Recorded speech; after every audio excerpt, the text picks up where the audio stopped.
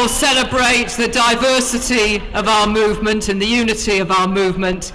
It's therefore a great pleasure to welcome Dee Ahmed from the Council of Mosques and Muslim Organisations in Newport. Welcome, Dee. Ladies and gentlemen, croeso cynnes I bawb. As a Newportonian all of my life, I have never before felt like a stranger in my own city. But NATO is coming to Newport, so we have miles of fencing erected, our schools are to be closed, our businesses disrupted, and our roads barricaded. It's reported that the cost of this two-day summit to be in the region of £50 million, which is, by the way, paid for by you and me.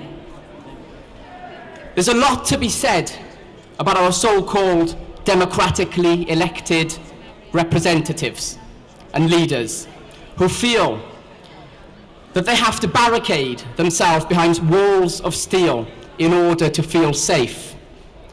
If our leaders had not waged illegal, direct and proxy wars in Iraq, in Afghanistan, in Libya, in Syria, in Gaza, and now are planning for new wars in Iran and Ukraine, and other parts of the world, murdering and maiming millions and millions of innocent lives, radicalizing and feeding extremism throughout the world, perhaps their safety here in Newport would not be in question. Perhaps the wall of steel that they have erected to keep us all out need not have been erected. NATO is not a force for good. It's a tool used by our leaders to wage illegal wars in our name against innocent lives throughout the world for big business interests, for themselves and for their cronies. Our governments are guilty of supplying weapons to terrorist states like the murderous Zionist occupier that is Israel. It is guilty of supplying weapons of mass destruction to their proxies throughout the world. It is guilty for planning and implementing the divide and conquer rule throughout the world with no cost of innocent lives of men, women and children taken into account. So as long as big business keeps making the money and keeps it rolling in, everything stays the same.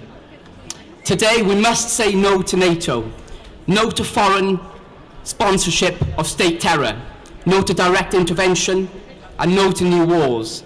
No to supplying despotic governments with weapons of mass destruction, and no to lying to us anymore about their true intentions. Our governments should only go to war in true self-defense. No to NATO is no to more war. Thank you. Thanks very much, Dean. Our next